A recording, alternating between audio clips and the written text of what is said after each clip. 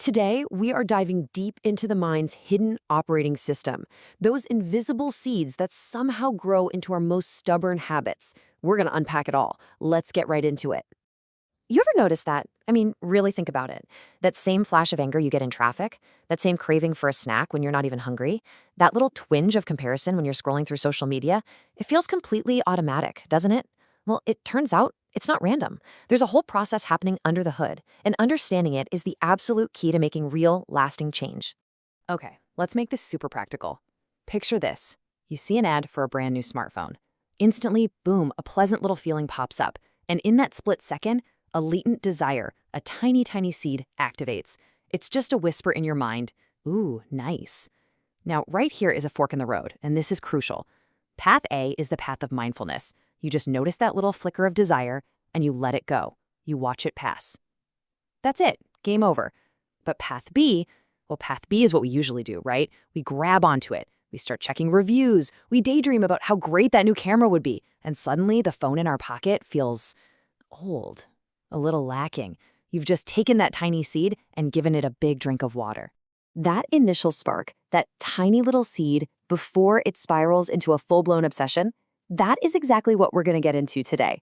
It is the hidden root of so many of our mental loops, and I'm telling you, learning to spot it as it happens, that's a genuine superpower.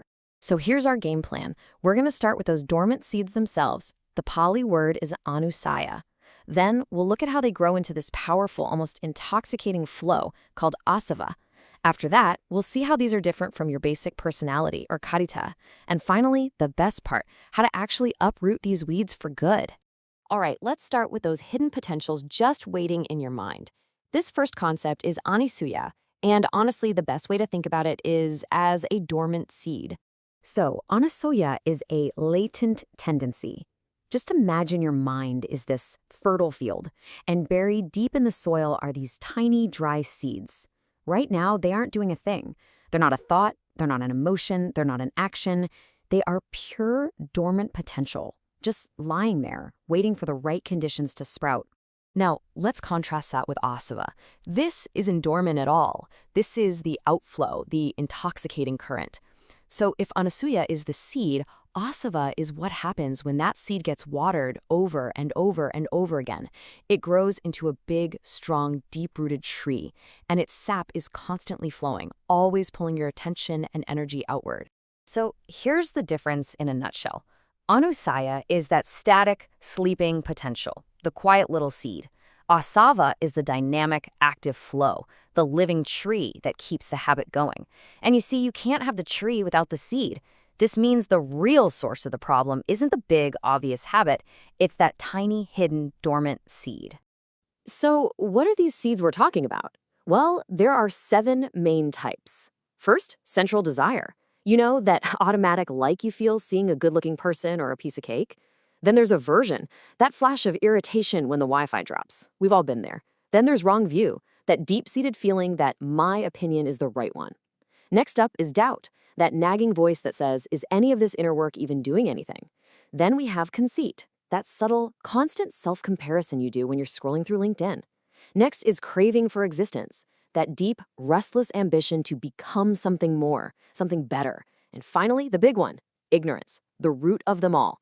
This is the fundamental misunderstanding that some external thing, like that new phone, will finally bring lasting happiness. Okay, so let's move on to Āsava and see how this whole thing snowballs. This is how one tiny seed, if you keep watering it, can grow into a vast forest of habitual reactions. Here's the chain reaction. It always starts with a simple feeling. Let's say you taste some amazing food. Instantly, the dormant seed of sensual desire, the Anusaya, gets triggered. Now, if you're not paying attention, you don't just notice the taste. You dive into the craving for it. You identify with it. You think, I am this craving. I need more. You seek it out again tomorrow and the next day. And it's that repeated, mindless outward flow of energy that solidifies into an Āsava, a powerful, intoxicating current that can feel impossible to stop. This quote just nails it perfectly. The Anusaya is just the seed, harmless potential. The first moment you feel that active craving, that's the tiny sprout poking through the soil. But it's the repeated indulgence. That's you, coming back day after day with the watering can that allows the Āsava, the big, strong tree of habit, to really take root and grow.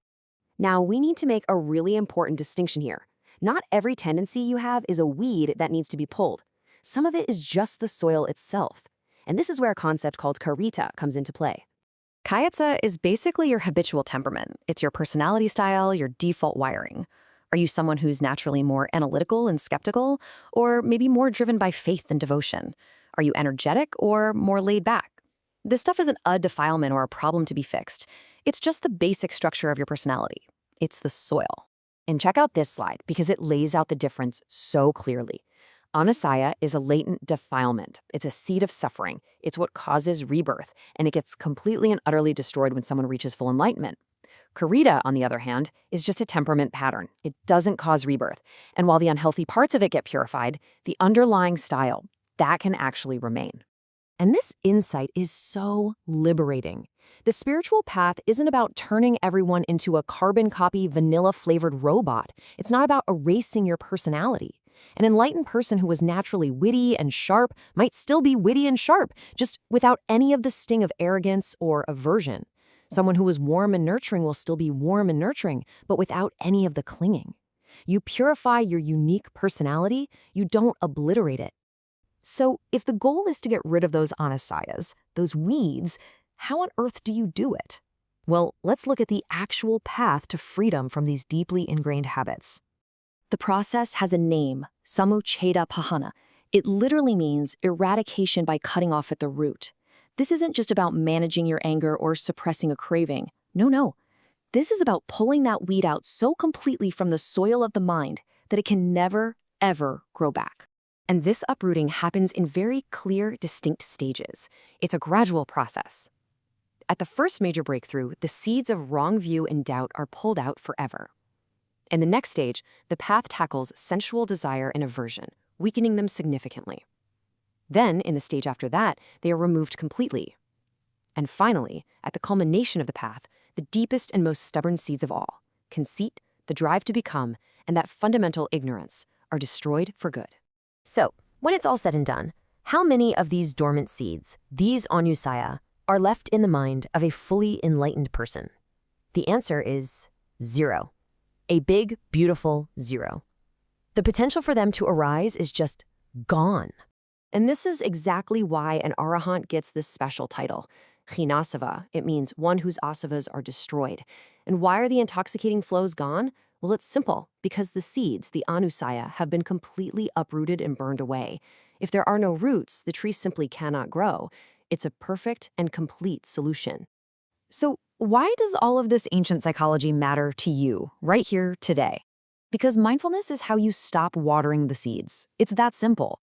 Every single time you notice that first flicker of desire or irritation, and you just let it be, without jumping on it and feeding it stories, you are actively refusing to water that seed. You are weakening the habit loop in real time. So the real question for you isn't just an academic one. It's something you can take into your life, right now. After hearing all this, what hidden seed, what subtle anusaya are you going to notice today?